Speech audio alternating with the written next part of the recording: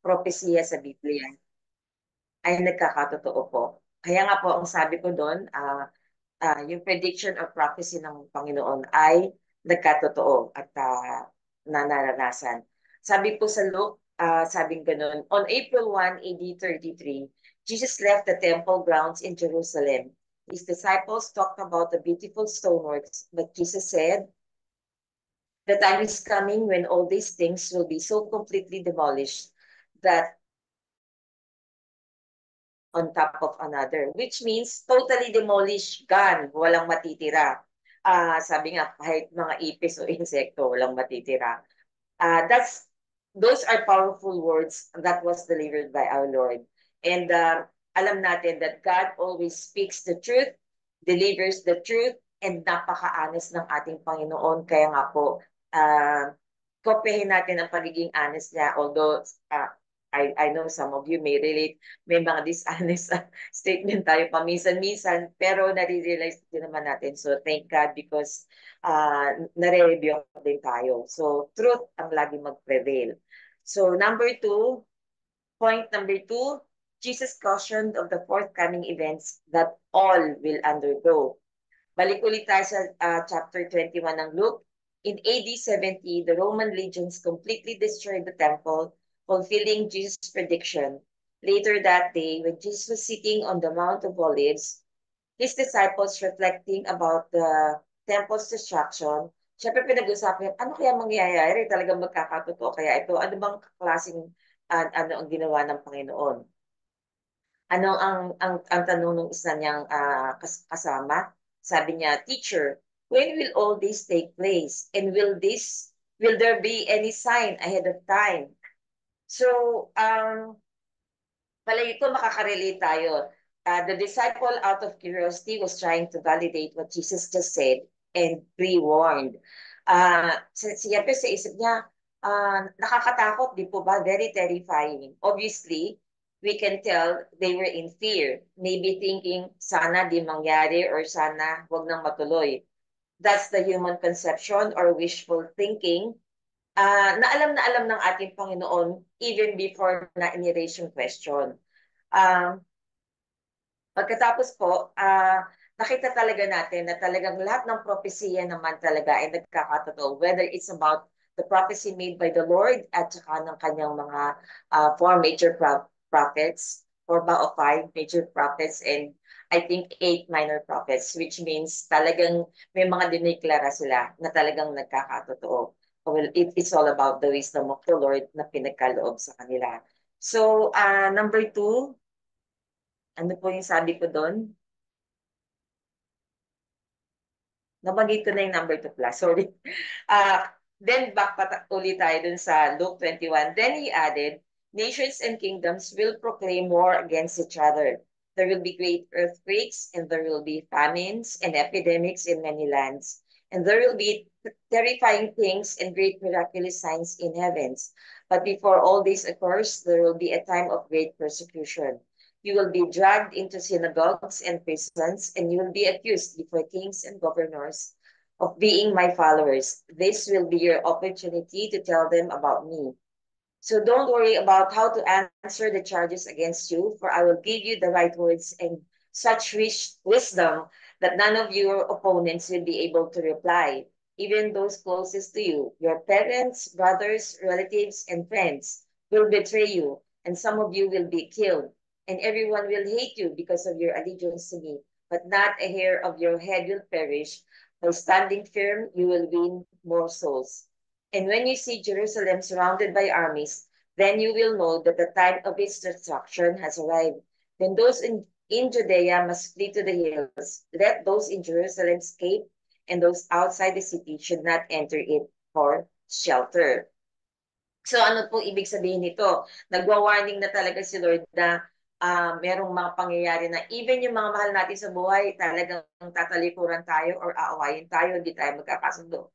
And to the point na merong mamamatay pa. So nakakatakot talaga. Kaya naiintindihan ko po yung tanong ng isa sa mga apostles niya, although hindi mention dun sa ating verse, yung sinin nagtanong, nakakatakot talagang isipin kasi isipin mo pati yung loved ones mo parang anak mo, tatay mo, nanay, although ako wala na akong magulang.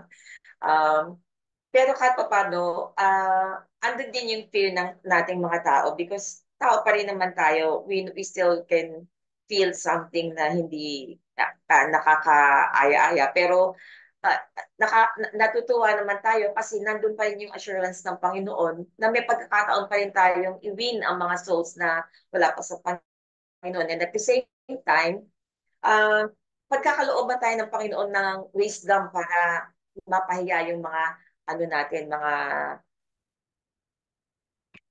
yung mga makakasalumuhan natin. So, napakagandang isipin na talagang si Lord hindi niya tayo pinapabayaan or iniiwanan. And this means, although it sounds terrifying, yet God in His goodness and love gave us the assurance of peace because everything was under His full control. Lahat ng mga iyan ay tunay na nangyayari at mangyayari pa. We've known and experienced all of them or some of them, and we will still undergo some more as warned and uttered by our Lord Jesus Christ. So lahat yan ay talagang pagdadaanan natin. Well, hindi natin alam kung pagdadaanan pa natin yung susunod ng mga disaster pa dito or gera, but definitely andun pa rin yung assurance natin na ang ating Panginoon ang hahawak sa atin at magkocontrol sa ating lahat. Bibigyan tayo ng protection at guidance ng Lord. So yung point number 3 na nais kong sabihin, Jesus advised all to stay watchful, be prepared, and be spirit-led. So back ulit dun sa ating things sa Luke 21, Jesus replied, don't let anyone mislead you, for many will come in my name, claiming to be the Messiah and saying, the time has come. But don't believe them. And when you hear of wars and insurrections, don't panic. Yes, those things must come, but worry not. So that's how God moves in our lives. Kahit na alam ng Panginoon na nandun pa rin yung pagkatakot natin bilang tao at saka yung ating survival, meron tayong naririnig na survival of the fetus. Yung ibig sabihin talagang in times of distress and disaster, talagang kanya-kanya na. Kaya ano, natural naman siguro yung pagka talagang nagkakagulo. Of course, hindi pa natin naranasan yung pinagdaanan na gera ng mga magulang natin, but somehow may idea tayo of how it is to be in fear. Uh, Sabi nga ng Panginoon, I will never leave you, I will never forsake you. Lagi ko po itong dinatandaan. Kagaya nga po ako, segue, na nagkasakit nga po ako at na-hospital ako for a week. And nakita ko po ang grasya ng Panginoon at pagmamahal niya sa akin na talagang hindi niya ako iniwanan at saka talagang yung comfort na binibigay sa akin ng Panginoon, hindi kayang tapatan ng mga medications or ng mga IV na nilalagay nila and even yung comfort na dinadala ng mga doktor, iba pa talaga yung comfort na dinadala ng ating Panginoong Diyos. Because God also teaches us how to handle the situation and what to do or how to react. In other words, He gives us the wisdom and the knowledge on how to go about things. And likewise, also mentioned as transpired that there was a certain man named Eusebius. Ito po ay isang ito ay isang the very first Christian church historian. Nung sinerge ko po siya, sinabi doon priest eh. Hindi ko alam kung maybe Catholic kasi pag sinabi ng mga pastor, alam na natin na ano natin, um, Protestant. Delivered a divine revelation to the Roman armies when they were about to surround Jerusalem in AD 70. It was actually God telling them to flee and escape to the city of Pelia. All this transpired and happened according to the Gospel of Luke na nating nasulat. So to continue, Jesus continued, those will be the days of God's vengeance and the prophetic words of the scriptures will be fulfilled. How terrible it will be for pregnant women and for nursing and for those mothers nursing their babies, where there will be a great distress in the land and wrath upon these people. They will be brutally killed and by the sword and sent away as captives to all nations of the world. And Jerusalem will be conquered and trampled down by the Gentiles until the age of the Gentiles come to an end. Then everyone will see the Son of Man arrive on the clouds with power in great glory. Jesus tells us that between the destruction of Jerusalem in AD 70 and his second coming is a period called the age of the Gentiles. That is the time in which we are now living. So ito ngayon ang nararanasan, di ba, na natin kasi tayo yung mga hintil kasi ayaw nga maniwala ng Hudyo. We're so blessed. Sabi ng iba, lucky. No, we're so blessed na talagang ibinalantra na sa atin ng Panginoon na ito na si Jesus Christ, Messiah, Savior nyo. And yet, the Jewish people, hindi pa rin nila, inaantay pa rin yung coming of the Messiah. Segue ulit, alam niyo po ba, sabi ng neurologist ko nung after my first CT scan, kasi twice akong CT scan, the moment that I was admitted, at saka yung a day before I step out of the hospital, at saka every day was a routine lab test, talagang tusok ng tusok, maninipis pa naman yung vein ko. Sabi ng doktor ko, yung neurologist, I have 3 doctors, sabi ng neurologist, Mami, sabi niya, napakaswerte mo. Sabi niya ganyan. So, kinore ko siya. Sabi ko, Dok, hindi po ako swerte. I am the daughter of the living God, the great physician talaga po, na siya nagpagaling sa akin. Hinawakan niya ako, hindi niya po ako pinabayaan. Nag-agree naman po siya. These things are small things na pwede nating segue yan ng pag-i-evangelize dahil alam naman natin na hindi naman lahat ng ating nakakasalamuha ay nakaranas na ng tungkol sa Panginoon. So sa akin, uh, in-acknowledge ko talaga kasi sa totoo lang po, for the benefit of those who don't know, nahilo po ako. Sabi nila vertigo, sabi nung isa, ano daw, mad stroke. Pero I thank God.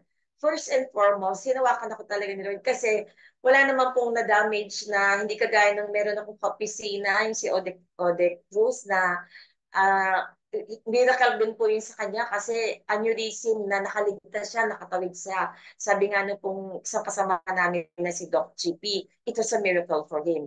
So doon ko po nakikita na kapag naglilingkod talaga tayo sa Panginoon at ibinuboost natin ng time and oras natin sa Kanya. Of course, as mothers, marami tayong mothers dito, busy-busy po tayo. Ako, nag-o-office pa, meron akong gawain sa office, meron akong gawain sa bahay, meron din akong gawain sa paglilingkod. Like, I teach a certain care group, at saka ginagamit akong substitute ng isang Bible study group namin ni Pastora Minerva.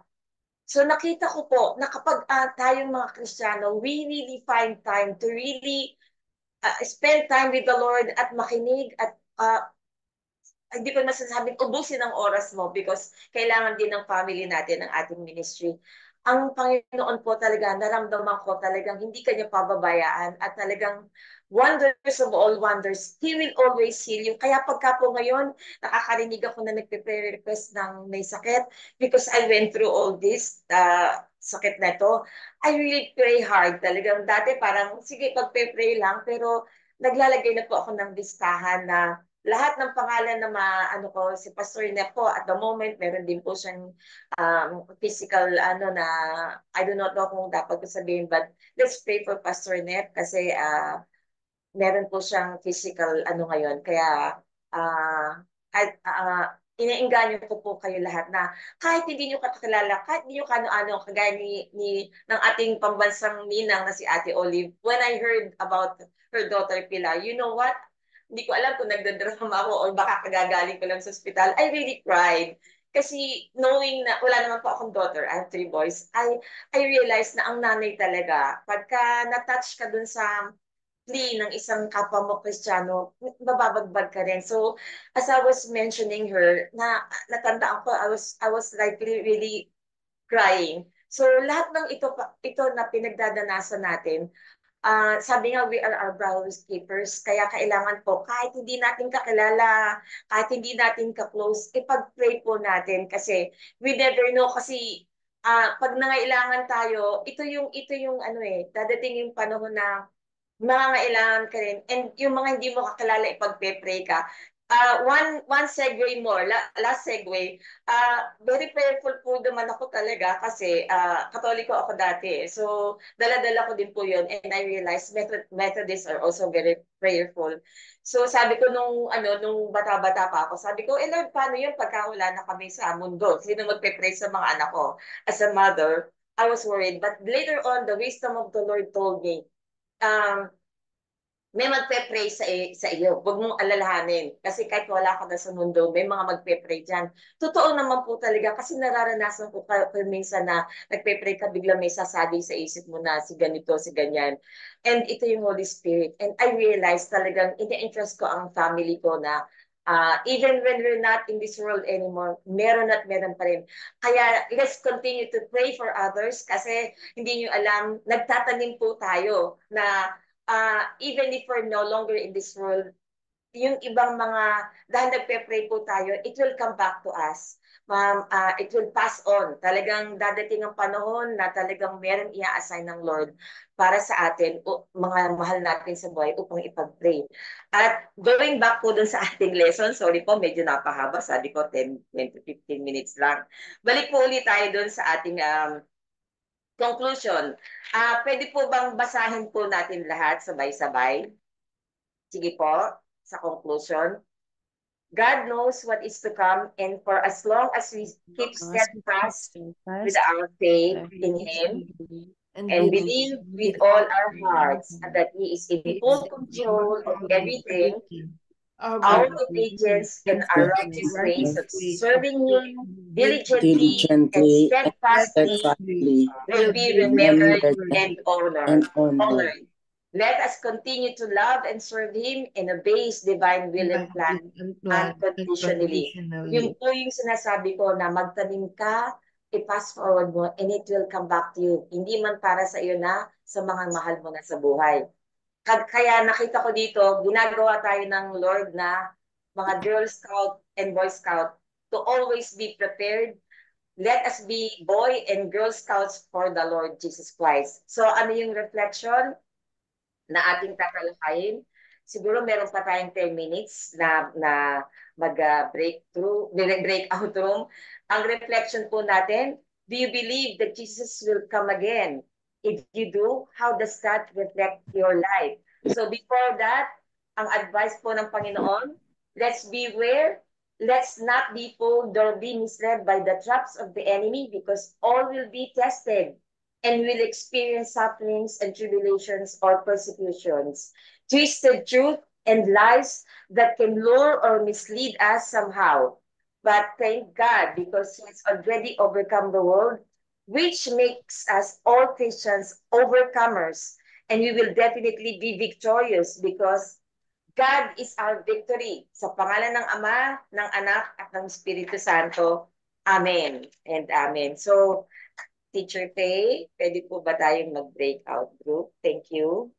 Yes po. And good morning ulit. Thank you, Tita Alice, for sharing. Yes po, naka-open na po yung mga rooms. So kindly join na Yes. lang po. Thank Wait you. na lang po for others to join. Thank you. Yung wala pong magiging partner, wait lang po.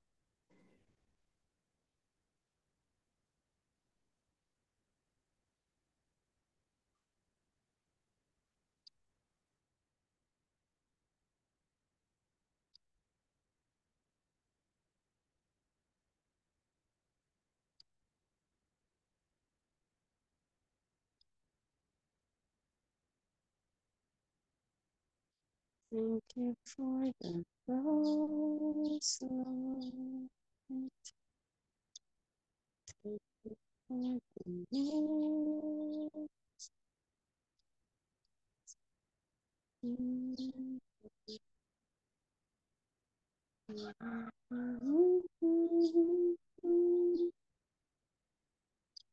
Actually, lagay ko ito.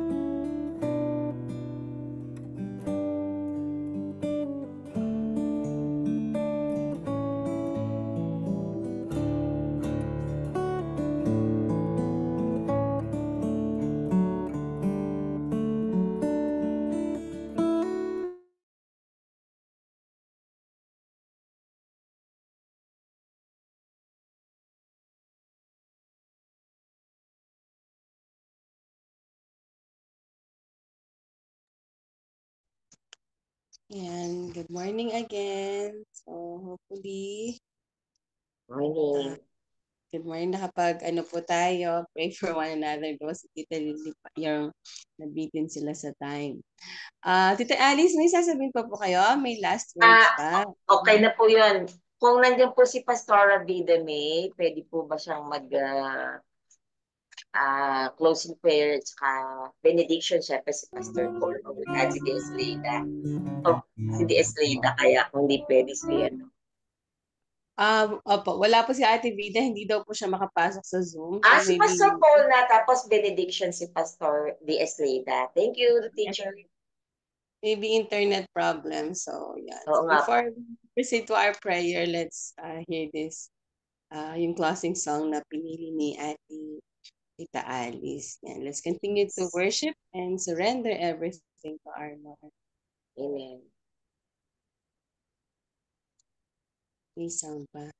All to Jesus I surrender. All to Thee I freely give. I will ever love and trust You in Your presence daily live.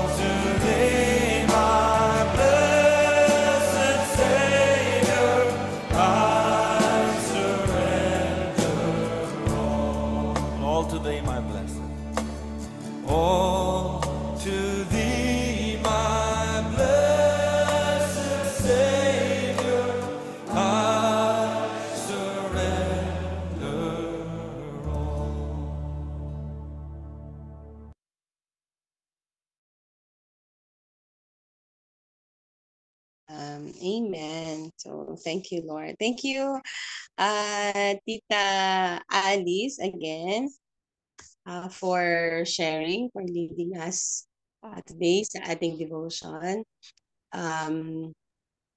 So today is Monday. Yan. So pag-pray po natin yung family. Kanina, nabanggit sa isang lesson ni ate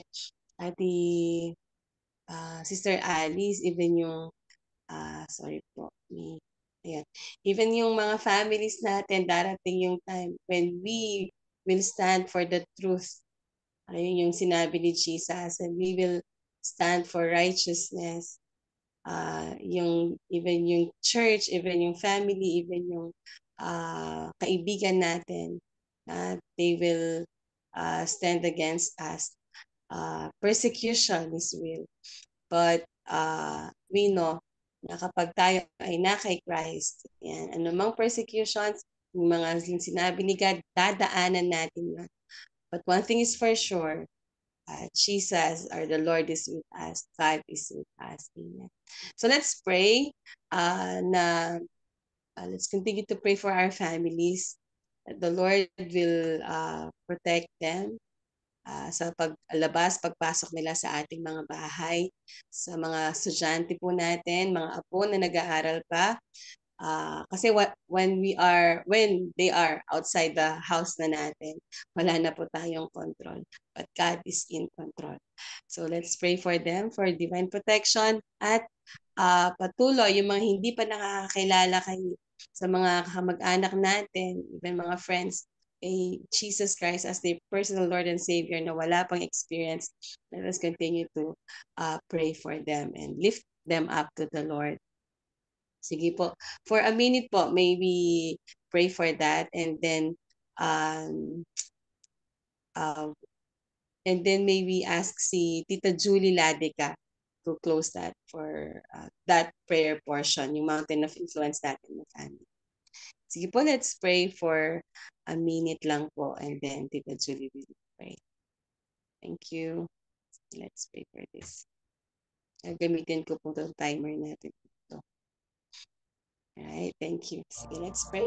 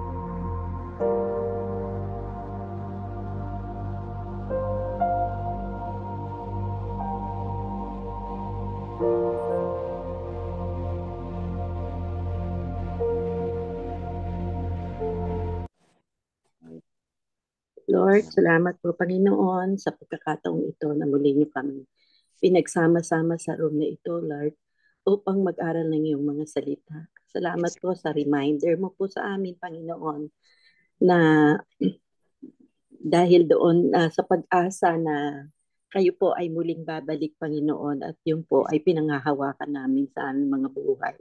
Kaya Lord, patuloy na itinataas po namin ang aming mga pamilya, Panginoon, lalo na pong aming mga mga sambahayan ng bawat isa, Panginoon.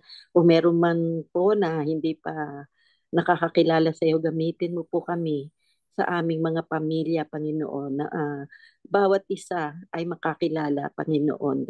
Dahil pananagutan po namin ito sa iyo, Panginoon, na kung kami po ay isang Kristiyano, tapos yung pamilya namin ay hindi pa nakakakilala, yun po ay isusulit namin sa iyo, Panginoon. Kaya gamitin mo po kami bilang nakakilala sa inyo na maranasan din po ng aming mga bawat mahal sa buhay namin, mga kamag-anak, mga extended families, Panginoon, ang aming mga anak na wala pang relasyon sa iyo, Panginoon. Gamitin mo po kami, Panginoon, para ma-share din po ang iyong mga salita sa aming mga mahal sa buhay, Panginoon. Tunay nga po, Panginoon, ah, totoo po na kayo po ay babalik at kailangan po maging handa po kami, Panginoon, sa iyong pagbabalik, Panginoon. Sabi nga po, ang manatiling tapat hanggang wakas ay siya pong maliligtas, Panginoon. Kaya patuloy na samahan mo po kami kung ano man po yung mga nararanasan naming mga persecution, Panginoon. Lord, patuloy, Lord, na patatagin mo po kami sa aming mga pananampalataya, Panginoon. Upang sa muling pagbabalik mo, matagpuan mo po kami na tapat na nag-iintay sa iyong pagbabalik. Marami pong salamat and I declare salvation po para sa buong sambahayan ng bawat isa, Panginoon. Maraming salamat po. Ito pong aming panalangin sa makapangyarihang pangalan ng iyong anak na si Jesus. Amen. Amen. Thank you po, Tita Julie. Let us continue to declare healing sa ating mga kapatid na nandito sa listahan. For a minute po, we will pray for them. And then, Pastor Paul will do the closing prayer po. So, before that, I just want to ask prayers also for Teacher Ruby, yung pagka-travel niya. Kasama po natin siya today, but nasa airport siya going to sa ibang lugar. Saan po kasi Teacher Ruby? Low listening mode siya. Yan, sa Montreal na siya airport. So, papunta na siya sa Toronto. Layover for Toronto. So, layover lang pala. So, let's pray, continue. Let us pray for her also for safe travel. And yan, yung mga nasa listahan po dito. Then si Pastor Paul will do the closing prayer. Okay po kayo, Pastor Paul, sa closing prayer?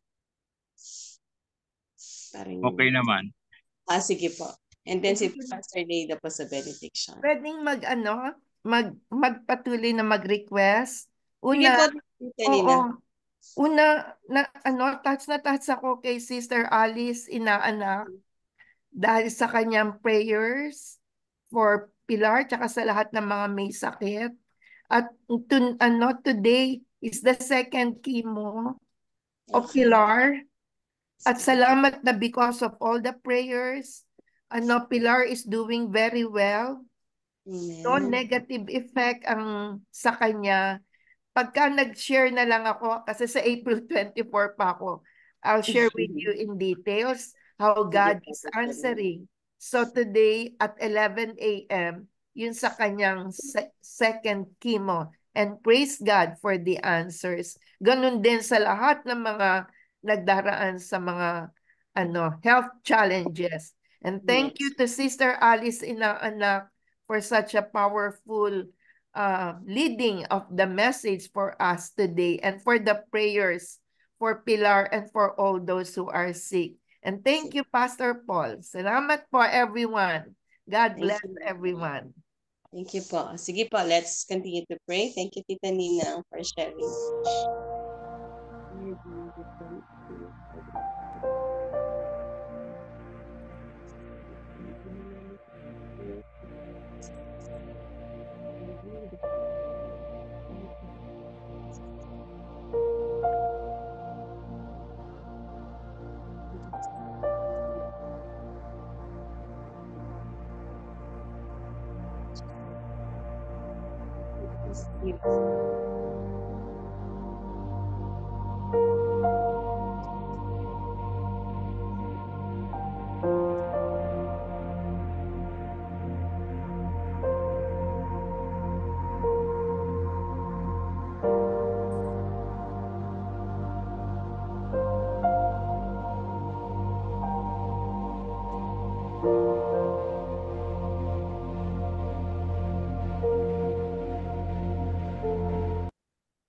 Sister.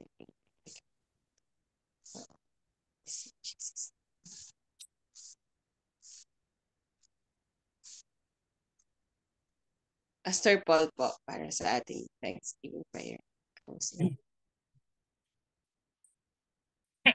Manalangin.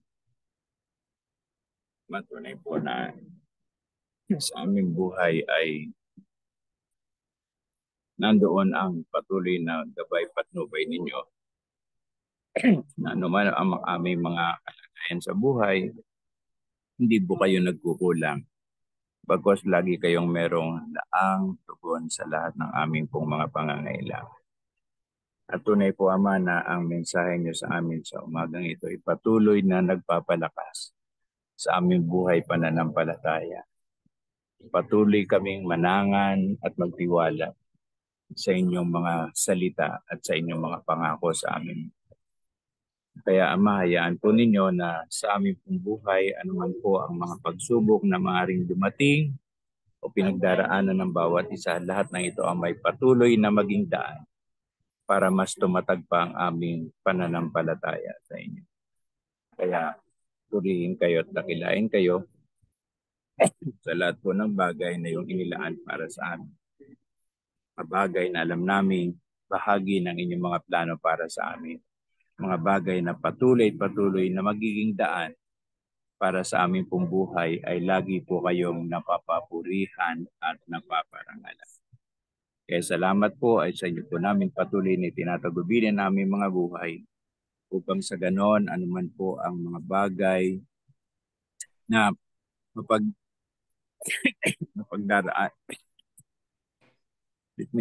mapagdaraanan namin. Lahat ng ito, Ama, ay patuloy na magsilbing mga pamamaraan para kami patuloy pang hubugin ang naayon sa inyong kalooban. Salamat po, purihin kayo at dakilain kayo sa mga bagay na iyong inilaan pa para sa bawat isa sa amin. Muli, salamat po sa buhay ng inyong anak na kinisangkapan sa umagang ito. Patuloy po ninyo kuting kasangkapaning lahat para maging pagpapala pa sa pagpapalaganap ng iyong salita at sa pagpapatotoo ng Diyos na aming sinasambay buhay sapagkat siya'y nabubuhay sa aming mga buhay. Salamat po sa pangalan po ng iyong anak na si Jesucristo kasama po ng iyong banal na Espiritu. Ito po ang aming panalangin. Amen. Sige po, beloved in the Lord, as we depart from this place, let us receive with us this blessing from the Lord. Sabi po sa Psalms 45, verse 3, rephrase. It says, expect great things from our great and mighty God. Our great and living God has in store so much blessing for each and every one.